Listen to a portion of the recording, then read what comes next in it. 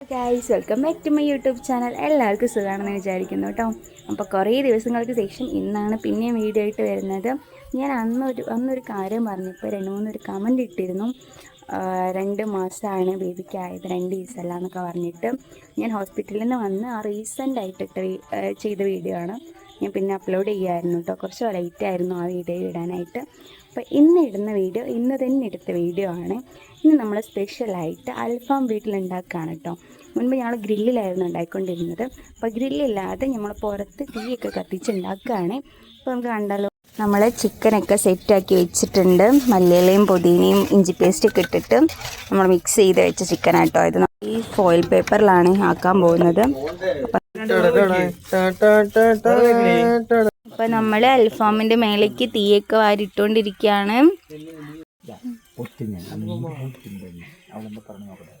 അപ്പോൾ ഇത് അൽഫാമൊക്കെ റെഡി ആവുന്നുണ്ട്. നല്ല സ്മെല്ല് വരുന്നുണ്ട് കേട്ടോ അൽഫാമെന്ന്.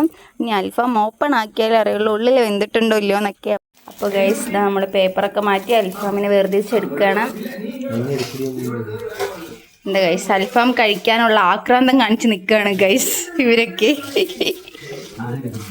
അപ്പോൾ ഇതാ നമ്മുടെ അൽഫാമൊക്കെ റെഡി ആയിട്ടുണ്ട്. വെന്ത് സൂപ്പറായിട്ടുണ്ട് കേട്ടോ. ചൂടുണ്ട് ഗൈസ്, ചൂട് സൂപ്പർ ഗൈസ്. മയോണീസ് ഞങ്ങളത് കഴിച്ചോണ്ടിരിക്കുക കേട്ടോ. എന്താ ഗൈസ്, മയോണീസിനുള്ള ആക്രമണമാണ് ഗൈസ് കാണുന്നത്. എങ്ങനെയുണ്ട്? ഉണ്ടാക്കിയ ആളെന്നെ പറഞ്ഞു ഗൈസ് ആദ്യം സൂപ്പറിന്. എങ്ങനെയുണ്ട്